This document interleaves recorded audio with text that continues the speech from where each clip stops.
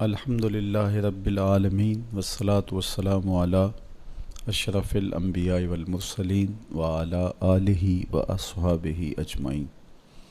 قال اللہ تعالی وتبارک فی القرآن المجید والفرقان الحمید۔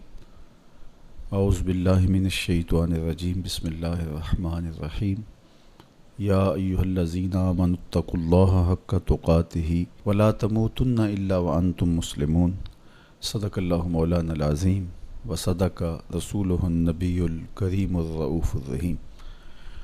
اللہم نور قلوبنا بالقرآن وزین اخلاقنا بالقرآن وادخلنا الجنة بالقرآن ونجنا من النار بالقرآن۔ قال اللہ تعالی وتبارک فی شان حبیبہ مخبرا وآمرا ان اللہ وملائکتہ یصلون علی النبی یا ایہا الذین آمنوا صلوا علیہ وسلموا تسلیما۔ اللہم صلی علی سیدنا و مولانا محمد معدن الجود والکرم صلاۃ و سلاما علیک یا سیدی یا رسول اللہ۔ تمام حمد و ثنا، تعریف و توصیف اللہ جل مجدہ الکریم کی ذات بابرکات کے لیے، جو خالق کائنات بھی ہے اور مالک ششرہات بھی۔ اللہ جل وعلا کی حمد و ثنا کے بعد رسول رحمت، شفیع معظم، نبی محتشم، حضور ختمی المرتبت صلی اللہ علیہ وآلہ وسلم کے حضور ناز میں اپنی عقیدتوں، ارادتوں اور محبتوں کا خراج پیش کرنے کے بعد واجب الاحترام، ذوی الاحتشام، معزز محتشم ناظرین و ناظرات، السلام علیکم ورحمۃ اللہ وبرکاتہ۔ ماہ سیام رمضان المبارک کی شب برکتیں، رحمتیں، کرم نوازیاں، اجالے اور روشنیاں لیے جلوہ فراز ہے، اور آج تقوی کے عنوان سے کچھ باتیں آپ کے سامنے رکھنے کی کوشش کروں گا۔ اللہ جل شانہ میری زبان پر کلمۃ الحق جاری فرمائے۔ کتاب رحمت قرآن مجید میں بار بار تقوی اختیار کرنے کا حکم نامہ اہل ایمان کے نام موجود ہے۔ تقوی ہے کیا؟ اس کا لغوی معنی تو بچنا، ڈرنا اور محتاط رہنا ہے، لیکن اصطلاح شریعت اسلامیہ میں اللہ کے حکموں کو بجا لانا اور اس کی نافرمانی سے اپنے آپ کو بچانا تقوی کہلاتا ہے۔ کسی نے کہا کہ تمہارا رب جہاں تمہیں دیکھنا چاہتا ہے تم وہاں پائے جاؤ، اور جہاں وہ نہیں دیکھنا چاہتا وہاں تم نہ پائے جاؤ، تو یہ تقوی ہے۔ حضرت کعب احبار رضی اللہ تعالی عنہ سے پوچھا گیا کہ آپ پچھلی کتابوں کے عالم بھی ہیں، قرآن مجید کو بھی آپ نے پڑھا ہے، تو آپ بتائیے کہ تقوی کیا ہے؟ تو آپ نے سوال کرنے والے سے کہا، کبھی آپ ایسی وادی سے گزرے ہیں جہاں کانٹے دار جھاڑیاں ہوں؟ تو کہا کئی بار گزرا ہوں۔ تو کہا پھر کیسے گزرے؟ کہا میں اپنے دامن کو سمیٹ لیا کہ ایک ایسی وادی سے میرا گزران ہو رہا ہے جہاں کانٹے دار جھاڑیاں ہیں، تو کوئی کانٹا میرے دامن سے الجھ نہ جائے اور میرا لباس تار تار نہ ہو جائے۔ تو حضرت کعب احبار فرمانے لگے کہ تقوی بھی اسے ہی کہتے ہیں، دنیا میں رہ کر کے اس طرح سے زندگی بسر کی جائے کہ گناہوں سے دامن داغدار نہ ہونے پائے۔ اس دنیا میں رہنا بھی ہے، لیکن اس دنیا کی شرور سے اپنے آپ کو بچانا بھی ہے۔ دنیا کے اندر موجود فتنوں سے اپنے آپ کو محفوظ رکھنا ہے، نفس اور شیطان کے مکر و فریب سے اپنی حفاظت کرنی ہے، اپنے دامن کو داغدار نہیں ہونے دینا، اپنے دامن کو پھٹنے نہیں دینا، اپنے ضمیر کی چادر پہ داغ نہیں لگنے دینا، اپنے باطن کی صفائی اور ستھرائی اور پاکیزگی اور عفت کا خیال رکھنا ہے۔ دنیا میں رہ کر کے بھی دنیا کی غلاظتوں سے اپنے آپ کو محفوظ رکھنا تقویٰ کہلاتا ہے۔ کہا اس دنیا میں اس طرح رہو جس طرح کشتی پانی میں رہتی ہے، پانی میں رہنے کے باوجود اپنے اندر پانی نہیں آنے دیتی، چونکہ اگر کشتی پانی میں رہے تو خیر ہے، خود بھی تیرے گی اور اپنے اوپر بیٹھے سواروں کو بھی کنارے تک لے جائے گی، لیکن اگر پانی کشتی میں داخل ہونا شروع ہو گیا تو خود بھی ڈوبے گی اور جو اس کے اوپر سوار ہوں گے وہ بھی ڈوب جائیں گے۔ اس لیے تم دنیا میں رہو تو خیر ہے، لیکن دنیا اگر تمہارے اندر اتر آئی تو پھر کچھ باقی نہیں بچے گا۔ من نظر الی الدنیا نظر الحب اخرج اللہ تعالی من قلبہ نور الیقین والزہد۔ جو دنیا کو محبت کی نظر سے دیکھتا ہے، اللہ اس کے دل سے زہد اور تقوی کے نور کو کھینچ لیتا ہے۔ اس لیے اس دنیا میں رہ کر کے بھی اس دنیا سے اپنے آپ کو محفوظ رکھنا ہے۔ اپنی ضرورت کا ضرور رزق جمع کریں، ضرورت سے زائد کمائیں تو ساتھ یہ نیت جڑی ہو کہ معاشرے کے وہ لوگ جو کمانے کی اہلیت نہیں رکھتے میں ان کی ضرورت کو پورا کروں گا، تو یہ دنیا نہیں یہ دین ہوتا ہے۔ لیکن جب خواہشات انسان کو یوں گھیر لیتی ہیں اور وہ اپنے خالق سے غافل ہو کے اس دنیا کو مقصود بنا لیتا ہے تو پھر وہ اپنے اندر اور اپنے باطن کو خراب کر بیٹھتا ہے۔ تو کعب احبار فرمانے لگے کہ تقویٰ یہ ہے کہ تم اپنے آپ کو جس طرح کانٹے دار جھاڑیوں کے اندر سے گزارتے ہوئے دامن بچاتے ہو اور کوئی کانٹا تمہارے دامن سے الجھ کر تمہارے دامن کو تار تار نہ کر دے، تمہارا دامن پھٹ نہ جائے، تو احتیاط سے گزرتے ہو، تو دنیا میں بھی یوں محتاط رہو اور اپنے آپ کو گناہوں سے آلودہ نہ ہونے دو۔ حضرت سیدنا علی المرتضیٰ رضی اللہ تعالی عنہ سے تقویٰ کے حوالے سے دریافت کیا گیا تو آپ نے بڑی جامع تعریف ارشاد کی۔ فرمایا کہ تقویٰ کیا ہے؟ فرمایا کہ تقویٰ یہ ہے کہ تم اللہ سے ڈرتے رہو، خوف خدا تمہارے سینے میں موجود رہے، قرآن مجید پر تمہارا عمل رہے، اور تم جو میسر آئے اللہ کی طرف سے اس پر تم قانع ہو، کم پر بھی قناعت تمہارا مزاج ہو، اور چوتھی چیز ارشاد فرمائی کہ تم آخرت کی تیاری میں اپنے آپ کو مصروف رکھو۔ یہ چار وصف اگر تمہارے اندر موجود ہیں تو تم متقی کہلاؤ گے۔ سب سے پہلا وصف کیا ہے کہ اپنے آپ کو اللہ جل شانہ کے خوف میں مبتلا رکھو، اللہ کا ڈر تمہارے سینے میں موجود رہے۔ اللہ کا ڈر کس معنی اور کس مفہوم میں ہونا چاہیے؟ عمومی طور پہ بندہ جس شے سے ڈرتا ہے اس سے وحشت بھی کرتا ہے، اس سے نفرت بھی کرتا ہے۔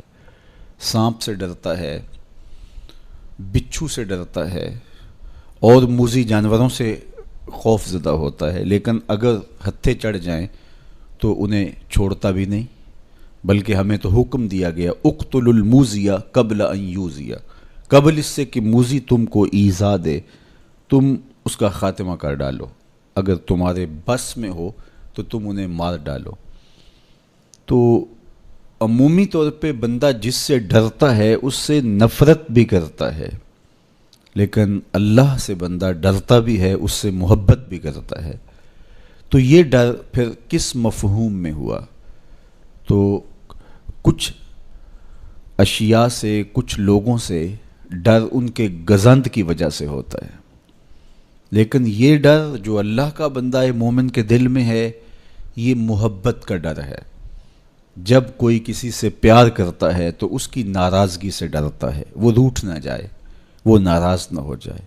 میری زندگی کا سارا سرمایہ تو اس کی خوشیاں ہیں، اس کی خوشی میری زندگی کا جمال ہے، اور اگر وہ روٹھ گیا تو میری زندگی اجڑ جائے گی، میری زندگی کا سارا نور ختم ہو جائے گا، میری زندگی کی ساری خوشیاں ختم ہو جائیں گی۔ تو اللہ سے ڈرنے کا مفہوم بھی یہی ہے کہ جب بندہ اس سے پیار کرتا ہے، اور مومن کی شان ہے والذین آمنوا اشد حبا للہ، جو اہل ایمان ہیں وہ سب سے زیادہ اپنے رب سے محبت کرتے ہیں، ٹوٹ کے چاہتے ہیں اپنے رب کو۔ تو جب اتنی محبت کرتے ہیں اپنے رب سے تو وہ ڈرتے ہیں کہ کہیں ہمارا رب ہم سے روٹ نہ جائے، ہمارا رب ہم سے ناراض نہ ہو جائے۔ تو یہ احساس جب انسان کے ساتھ ہمیشہ جڑا رہے گا کہ میرا اللہ مجھ سے ناراض نہ ہو جائے، تو پھر اس کی زندگی کتنی خوبصورت ہوگی اور وہ گناہوں سے کیوں نہیں بچ پائے گا۔ تو سیدنا علی المرتضیٰ رضی اللہ تعالیٰ عنہ فرماتے ہیں کہ تقوی یہ ہے کہ تمہارے دل میں اللہ کا خوف بیٹھا رہے اور اس کی ناراضگی سے تم ڈرتے رہو، اور یہ احساس تمہاری زندگی میں جمال اور خوبصورتی پیدا کرے گا۔ دوسری بات، قرآن مجید پر تمہارا عمل ہو۔ جب کتاب اللہ تمہاری رہنما بن جائے اور تم اپنی زندگی کے سارے عمل کتاب اللہ کی بتائی ہوئی تعلیمات کے مطابق کرو گے تو پھر اس کا عملی نتیجہ تو خوبصورت ہوگا۔ جب تھیوری اچھی ہوگی تو پریکٹیکل بھی اچھا آئے گا۔ جب تم قرآن کے بتائے ہوئے طریقے کے مطابق زندگی بسر کرو گے تو کیسے نہیں ہوگا کہ تمہاری زندگی خوبصورت زندگی ہوگی اور تم کامیاب اور بامراد اور خوش نصیب شخص قرار پاؤ گے۔ اس لیے قرآن مجید پہ عمل اپنی زندگی میں لازم کر لو۔ یہ تمہارے رب نے تمہارے نام رسول کریم صلی اللہ علیہ وآلہ وسلم کی وساطت سے ایک پیغام بھیجا ہے، مکمل ضابطہ حیات ہے، دستور زندگی ہے۔ اس کتاب سے وابستگی، دل بستگی، تعلق کی خاطر تمہیں کبھی رسوا نہیں ہونے دے گا، تمہیں کبھی بے مراد نہیں ہونے دے گا، تمہیں کبھی نقصان میں نہیں پڑنے دے گا، تمہیں ناکام نہیں ہونے دے گا۔ تم ہمیشہ سرخرو ہوگے، کامیاب ہو جاؤ گے، بامراد رہو گے، عزتیں اور وقار تمہارا مقسوم ہوگا اگر اس کتاب کے ساتھ تمہارا تعلق مضبوط ہوا۔ تیسری بات، جو تمہیں میسر ہو اس پر قناعت کرو۔ میسر پر قناعت کرنے کی عادت بن جائے تو زندگی کی تلخیاں ختم ہو جاتی ہیں۔ عمومی طور پہ ہمیں اتنا کچھ اللہ نے عطا کیا ہوا ہوتا ہے، لیکن اس کے باوجود ہم سکون میں نہیں ہوتے، اس لیے کہ ہم ایک ہدف طے کرتے ہیں اور اس کی طرف ہم بڑھتے ہیں۔ تو میسر کا جو سرور ہے، میسر کا جو لطف ہے، اس کو حاصل کرنے کی بجائے جو میسر نہیں ہے اس کی تگ و تاز کے اندر ہم اپنے آپ کو پگھلا رہے ہوتے ہیں۔ تو اس لیے ہم جب اللہ کے دیے گئے پر قناعت کریں گے، ہاں آپ زیادہ کی کوشش کر سکتے ہیں اس نیت کے ساتھ کہ میں دوسرے ضرورت مندوں کی ضرورت بھی پوری کروں، لیکن اطمینان آپ کو یہ ہونا چاہیے کہ جو مجھے میسر ہے، یہ میرا مقدور تھا، یہ مجھے مل گیا، اور اگر میرا مقدور کوئی اور بھی ہوا تو وہ بھی مجھے مل جائے گا، اور ملے گا تب جب اس کا وقت ہوگا، وقت سے پہلے نہیں ملے گا۔ جب ہم اپنے مقدور کو وقت سے پہلے حاصل کرنے کی کوشش کرتے ہیں تو پھر زندگی میں تلخی بھر جاتی ہے، ہم بے چین ہو جاتے ہیں کہ وہ مل کیوں نہیں رہا، میاں وہ کیسے ملے، اس کے ملنے کا بھی وقت ہی نہیں آیا ہے۔ تو ہم ایک اضطراب میں مبتلا ہو جاتے ہیں، بے چین ہو جاتے ہیں۔ اور اگر ہم یہ یقین کر لیں کہ ہمارے مقدور کا ہمیں جب وقت ہوگا تو ضرور ملے گا، تو پھر زندگی کے اندر ایک طمانینت پیدا ہو جائے گی۔ تو جو تھوڑا میسر ہے، جو زیادہ میسر ہے، اس پر ہم مطمئن ہونے کی عادت پیدا کر لیں۔ سیدنا علی المرتضیٰ رضی اللہ تعالی عنہ سے ہی مروی حضور کا ایک فرمان ہے، جو اللہ کے دیے گئے تھوڑے رزق پہ راضی ہو گیا، اللہ اس کے تھوڑے عملوں پہ راضی ہو جائے گا۔ تو قناعت کا جوہر نصیب ہو جائے تو پھر زندگی سوکھی بھی ہو جاتی ہے اور تقوی کی دولت بھی نصیب ہو جاتی ہے۔ چوتھی چیز سیدنا علی المرتضیٰ رضی اللہ تعالیٰ عنہ فرماتے ہیں، یہ ہے کہ تم آخرت کی تیاری میں لگے رہو۔ تمہارا جب ہدف وہ ہے کہ میں ایک دن اللہ کے حضور پیش ہونا ہے اور اپنے سارے اعمال کی جواب دہی اور سارے اعمال کا حساب میں نے اس کے حضور پیش کرنا ہے، تو پھر تم پھونک پھونک کے قدم رکھو گے، حزم و احتیاط سے زندگی گزارو گے۔ اور تقوی نام ہی حزم و احتیاط کا ہے، تقوی نام ہی زندگی کو منظم اور مرتب کر کے اللہ کے حکموں کو بجا لانے کا ہے۔ حضرت شیخ احمد شیخ مجدد الفسانی علیہ رحمہ فرماتے ہیں کہ تقوی دو چیزوں سے عبارت ہے، ایک اللہ کے حکموں کو بجا لانا اور ایک اللہ کی منع کردہ چیزوں سے اجتناب کرنا۔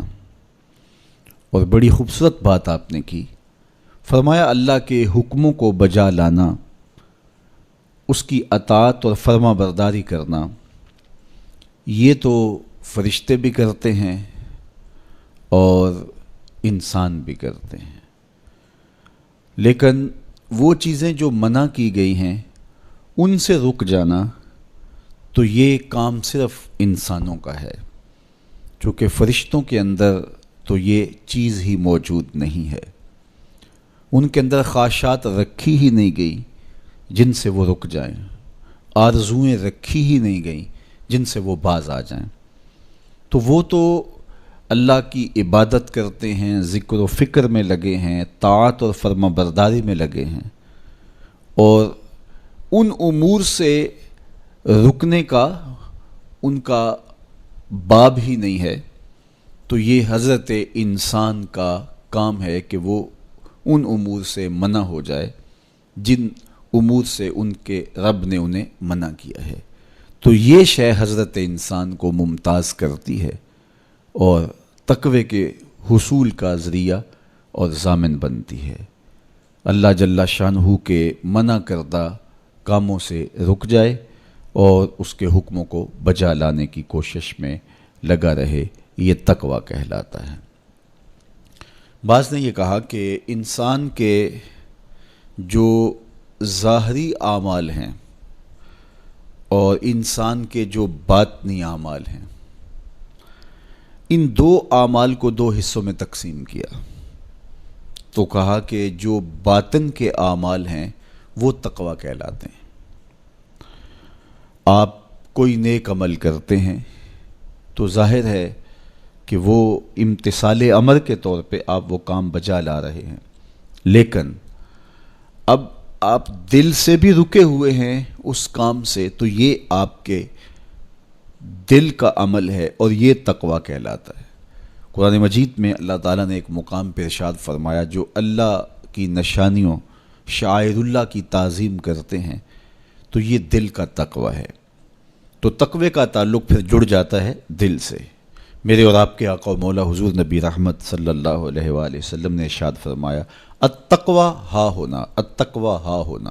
حضور نے اپنے سینے کی طرف اشارہ کر کے کہا تقوی یہاں ہے، تقوی یہاں ہے۔ تو تقوی کا مرکز انسان کا دل ہے۔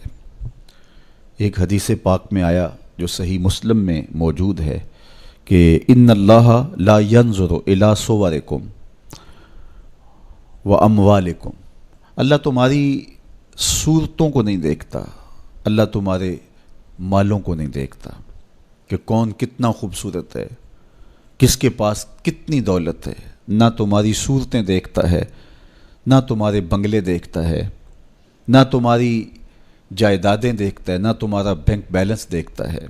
اسے تمہاری صورتوں سے غرض نہیں ہے، اسے تمہارے اموال سے سروکار نہیں ہے، وَلَٰكِن يَنظُرُ إِلَىٰ قُلُوبِكُمْ وَأَعْمَالِكُمْ، وہ تمہارے دل دیکھتا ہے اور تمہارے عمل دیکھتا ہے۔ تمہارے کپڑے پھٹے پرانے ہیں، جھونپڑے میں رہتے ہو، لیکن عمل خوبصورت ہیں، تمہارا قلب سلیم ہے، اس دل میں اللہ کی محبت، اللہ کا پیار رکھا ہے، اللہ جل شانہ کے محبوب کا پیار رکھا ہے، تو وہ دل خوبصورت ہے۔ تو تمہارے لباس پھٹے پرانے کیوں نہ ہوں، تمہارے رہنے کی جگہ انتہائی ناآسودہ کیوں نہ ہو، لیکن تمہارا دل اچھا ہے، تمہارے عمل اچھے ہیں، تو تمہارے رب کو یہ پسند ہے۔ تو تقوی کا مرکز تمہارا قلب ہے، تمہارا دل ہے۔ تو دل کی پاکیزگی، دل کی صفائی، دل کی ستھرائی یہ اللہ جل شانہ کو محبوب ہے۔ ہم عمومی طور پہ اپنے ظاہر کو سنوارنے میں لگے رہتے ہیں اور باطن ہمارا میلا کچیلا ہی رہتا ہے۔ ہمارا رب ہم سے اس بات کا تقاضا کرتا ہے کہ تمہارا دل بھی ستھرا ہونا چاہیے، تمہارا دل بھی پاک ہونا چاہیے۔ باہو علیہ رحمہ فرماتے ہیں کہ دل کالے نالوں منہ کالا چنگا، جے کوئی یہ رمز پچھانے ہو۔ تو اصل تو پاکیزگی، طہارت، صفائی، عفت قلب کی ہے۔ تو اس لیے اللہ تعالیٰ جل شانہ نے مومنین کے قلوب کی پاکیزگی، طہارت اور صفائی اور عفت کا تقاضا اہل ایمان سے کیا ہے۔ اللہ جل شانہ نے بندوں کو جو عزت عطا کی ہے تو اس کا معیار تقویٰ کو قرار دیا۔ کون کتنا معزز ہے یہ اس کی دولت سے نہیں ناپا جا سکتا، اس کے قبیلے اور اس کے خاندان سے نہیں جانچا جا سکتا، اس کے لباس سے آپ یہ اندازہ نہیں کر سکتے کہ یہ معزز شخص ہے۔ کسی شخص کا کسی قوم سے تعلق ہے اور وہ گوری رنگت والی قوم ہے، یا وہ کسی اور رنگت سے متعلق ہے، تو وہ اس کی عزت کا ظرف نہیں ہے۔ ان اکرمکم عند اللہ اتقاکم، تم میں سے معزز وہ ہے جو متقی ہے، جو پرہیزگار ہے۔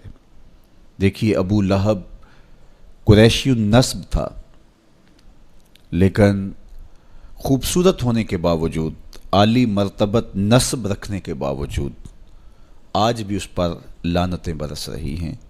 اور بلال حبشی رضی اللہ تعالیٰ عنہ رنگ کے کالے تھے اور نسباً غلام تھے، لیکن تقوی کی دولت نے، ایمان کی دولت نے ان کو اس مقام پہ کھڑا کر دیا کہ وہ ہاشمی النسب شخص تقوی اور ایمان کی عدمیت کی وجہ سے ان کے قدموں سے لگی ہوئی دھول تک بھی نہ پہنچ سکا، اور وہ عزتوں کے اس شرف کو حاصل کرتے ہیں جو انہی کا مقسوم ہے۔ تو اسلام نے شرف کا معیار، عزت کا معیار تقوی قرار دیا ہے۔ تو اس لیے ہمیں تقوی کو حاصل کرنے کے لیے کوشاں رہنا چاہیے اور ایسے اعمال بجا لانے چاہیے کہ جس سے ہمیں تقوی حاصل ہو۔ حضرت شیخ احمد مجدد الفسانی علیہ رحمہ فرماتے ہیں، جو شخص اپنے اوپر 10 چیزوں کو لازم کر لیتا ہے تو لازمی نتیجہ یہ ہوتا ہے کہ وہ متقی بن جاتا ہے۔ وہ 10 چیزیں کون سی ہیں؟ ماہ صیام کے ان حسین لمحوں میں ہمیں وہ 10 اوصاف اپنے اندر پیدا کرنے چاہیے تاکہ ہم متقی بن جائیں، اور متقی اللہ کے محبوب بندے ہیں۔ تقوی اختیار کرنے والے اللہ جل شانہ کی رحمتوں کے خاص مستحق ہیں۔ جنہیں تقوی کا نور نصیب ہوتا ہے وہ اللہ کی رحمتوں کے سائے میں آ جاتے ہیں۔ اگر ان پر مصائب، آلام، مشکلیں آتی ہیں تو ان کے تقوی کی وجہ سے اللہ انہیں راستے عطا کر دیتا ہے۔ وَمَن يَتَّقِ اللَّهَ يَجْعَل لَّهُ مَخْرَجًا وَيَرْزُقْهُ مِنْ حَيْثُ لَا يَحْتَسِبُ۔ اللہ اکبر۔ ارشاد فرمایا کہ جو اللہ سے ڈرتا ہے، تقوی اختیار کرتا ہے، اس کے لیے ہم مصیبت سے نکلنے کے راستے پیدا کر دیتے ہیں، اور اللہ جل شانہ اس کے لیے وہاں سے رزق عطا کرتا ہے جہاں سے اسے گمان بھی نہیں ہوتا ہے۔ تو یہ تقوی کا نتیجہ ہے جو اہل تقوی کو نصیب ہوتا ہے۔ تو حضرت شیخ نے 10 وہ امور بتائے جو اپنے اوپر لازم کر لینے سے تقوی نصیب ہوتا ہے۔ سب سے پہلی بات آپ فرماتے ہیں زبان کو غیبت سے بچائے۔ اتقاء کے حصول کے لیے زبان کو پاک کرنا ضروری ہے۔ انسان کے زیادہ تر گناہ اس کی زبان کی وجہ سے ہیں، اور غیبت یہ بدترین عمل ہے، اور اس کو بدکاری سے بھی برا قرار دیا گیا ہے۔ الغیبت اشد من الزنا، تو اپنی زبان کو غیبت سے بچائے۔ دوسری بات ارشاد فرمائی کہ بدظنی سے بچے، کسی سے خواہ مخواہ بدگمان ہو جانا اور اپنے دل کو کسی کے لیے میلا کر لینا اور اس کی بدگمانی دل میں پالنا، تو یہ تقوی کے منافی ہے۔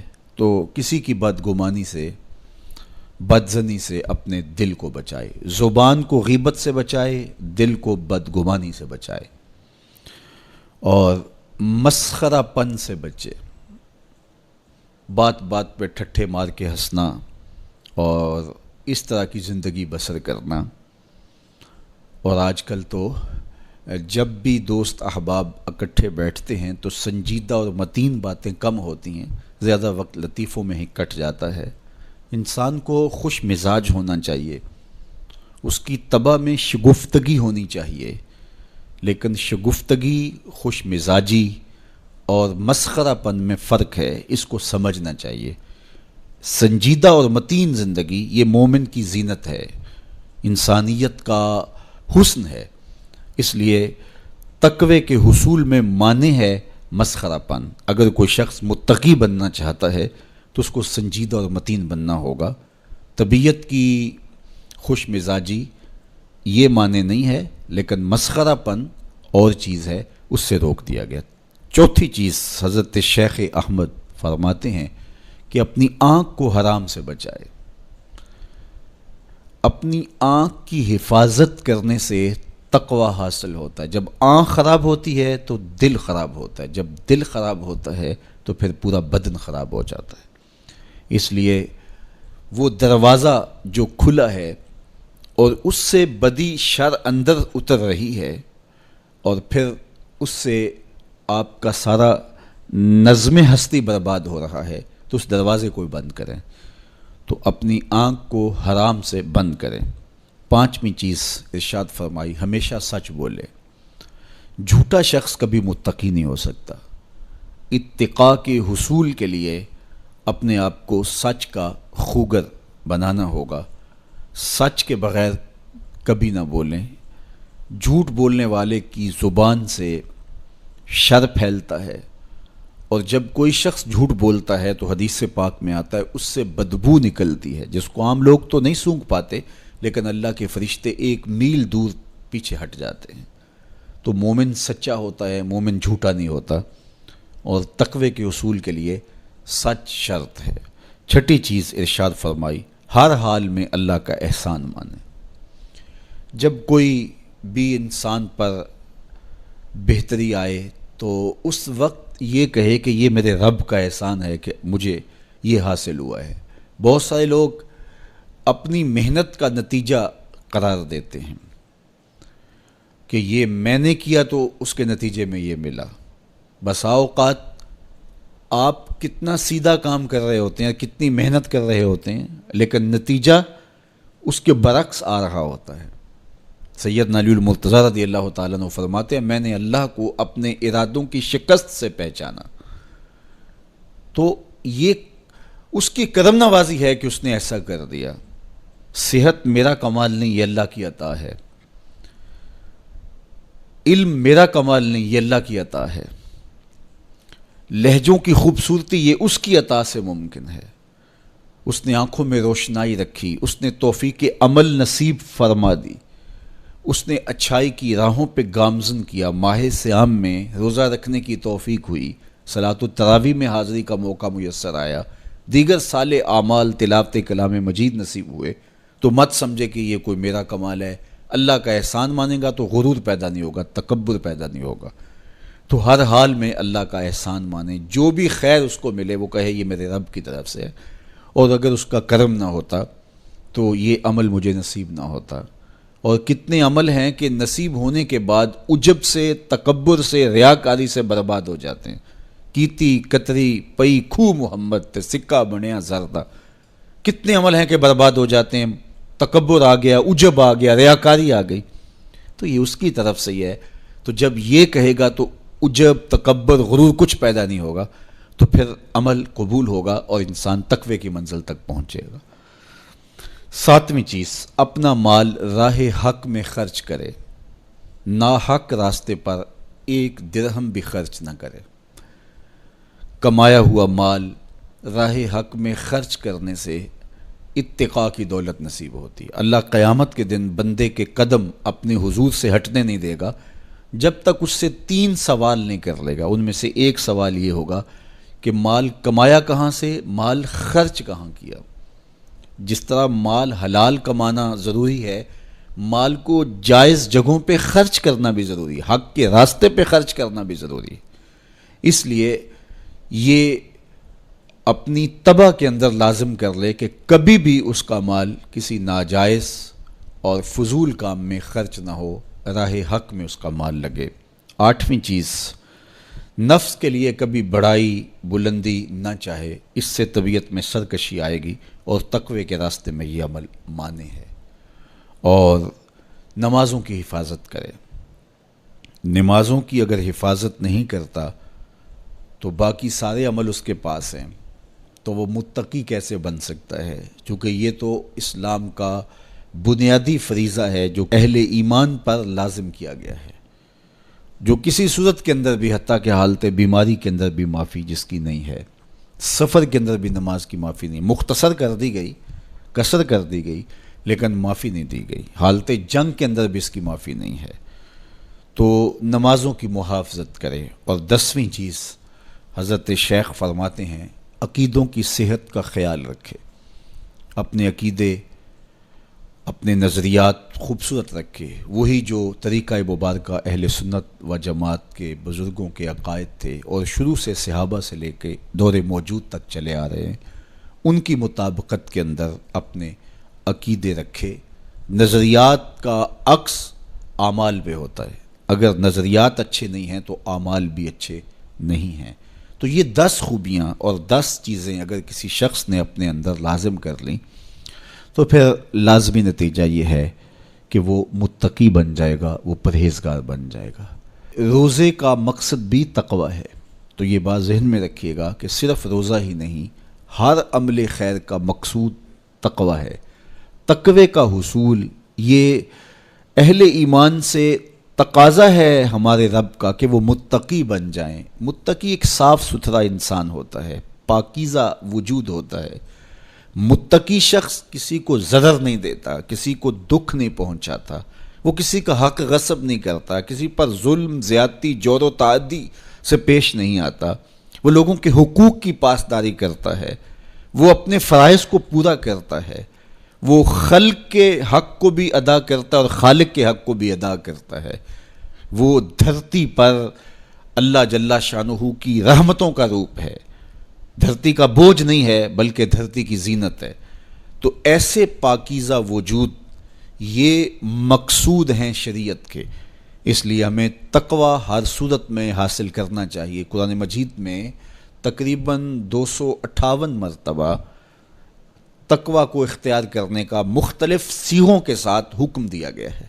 تو اب آپ اندازہ کیجئے یہ کتنی اہم شے ہے جس کا تقاضا اہل ایمان سے کیا گیا ہے۔ تو اللہ جل شانہ کی بارگاہ میں میری دعا ہے جملہ ناظرین کے لیے، ناظرات کے لیے، آپ سب لوگوں کے لیے، اپنے لیے، اپنے ساتھ جڑے ہوئے تمام لوگوں کے لیے کہ اللہ سب کو اتقاء کی دولت نصیب کر دے۔ یہ زندگی بے مقصد نہ گزر جائے، ہم جس مقصد کے لیے آئے ہیں ایسا نہ ہو کہ ساری زندگی گزار کے چلے جائیں اور خالی دامن لے کے اللہ کے حضور پیش ہوں۔ نہیں، اس دامن کو تقوی کے نور سے بھر کر اس کے حضور پیش ہوں، لیکن اس کے فضل پہ آس ہو، مغرور نہ ہونا، جو میسر آ جائے اس کو اللہ کا احسان سمجھنا، اور اس کے حضور کہا مالک مجھ سے تو یہی ہو سکا ہے، اور یہ بھی میری کوتاہیاں اور میری کمزوریوں کے ساتھ ہے سب کچھ، تو اپنے کرم سے میرے پہ رحم فرما۔ تو اللہ تعالیٰ کو ایسا بندہ بڑا پسند ہے جو اس کو راضی کرنے کی کوشش میں لگا رہتا ہے ساری زندگی۔ آپ کے پاس ایک ملازم ہے اور وہ کمزور ہے، لیکن سارا دن کوشش میں لگا رہتا ہے، کبھی وہ دیواریں صاف کر رہا ہے، کبھی وہ آپ کے دروازے پر کپڑا لگا کے اس کو صاف ستھرا کر رہا ہے، کبھی پانی آپ کو پیش کر رہا ہے، کبھی آپ کی گاڑی کو کپڑا لگا کے صاف کر رہا ہے، کبھی اور آپ کے کام میں لگا ہے، اور وہ کمزور ہے، کبھی بیچارہ تھک کے دھوپ میں بیٹھ بھی جاتا ہے، کبھی اس سے ہوتا ہے کبھی اس سے نہیں ہوتا، لیکن وہ نیت سے برا نہیں ہے، ہر وقت اس کی کوشش ہے کہ صاحب مجھ سے راضی ہو جائیں، تو آپ اس کی بہت ساری کوتاہیاں معاف کر دیتے ہیں۔ وہ کہتے ہیں یار کمزور ضرور ہے لیکن نیت کا ماڑا نہیں ہے۔ تو یار اگر ہم نیت کے ماڑے نہ ہوں، ساری زندگی اللہ کو راضی کرنے کے لیے گزار دیں، تو وہ بھی تو دیکھ رہا ہے یہ میرا بندہ ہے۔ میرے شیخ کامل کا ایک شعر مجھے ابھی یاد آیا کہ دلوں میں بری نہیں نہ نیتوں بری میں، دلوں میں بری نہیں نہ نیتوں بری میں، گناہ میں تو ہو جاندے لاچاریاں نو۔ اگر پھر بھی کوئی گناہ ہو جائے تو اللہ کریم ہے، رؤوف ہے، معاف کرنے والا ہے۔ تو تقوی کا یہ بھی نتیجہ ہے، اس کا ثمرہ ہے کہ آپ سے گناہ سرزد ہو جائے تو آپ کو فوراً توفیق توبہ مل جاتی ہے۔ اگر یہ صالح اعمال آپ بجا لاتے ہوں تو زندگی کے اندر گناہوں کا سرزد ہونا ممکن ہے، لیکن متقی شخص سے گناہ سرزد ہو جائے تو وہ فوراً رجوع اللہ کرتا ہے، فوراً اس کو توفیق توبہ نصیب ہو جاتی ہے، اس کو کھٹکنے لگتا ہے کہ مجھ سے کچھ ہو گیا ہے، تو وہ بے چین ہو جاتا ہے۔ تو آئیے میں اور آپ اپنی زندگیوں میں تقوی کے نور کو بھر لیں۔ جہاں نور ہوگا وہاں اندھیرا نہیں ہوگا، اور اگر یہ نور باطن میں نہیں اترے گا تو وہاں اندھیرے ہوں گے، ظلمتیں ہوں گی۔ تو اندھیروں سے اور ظلمتوں سے اٹا ہوا دل لے کے ہم اللہ کے حضور پیش نہ ہوں، بلکہ نور سے بھرا ہوا دل اس کی دہلیز پہ رکھیں اور اس کی رحمتوں کی خیرات مانگیں۔ ماہ سیام کی مبارک گھڑیوں کی برکت سے اللہ مجھے آپ کو تقوی کی دولت نصیب فرمائے۔ جو کہا گیا اس کو روحوں میں اتار دے، باطن کی پاکیزگی ستھرائی نصیب کرے۔ وآخر دعوانا ان الحمدللہ رب العالمین۔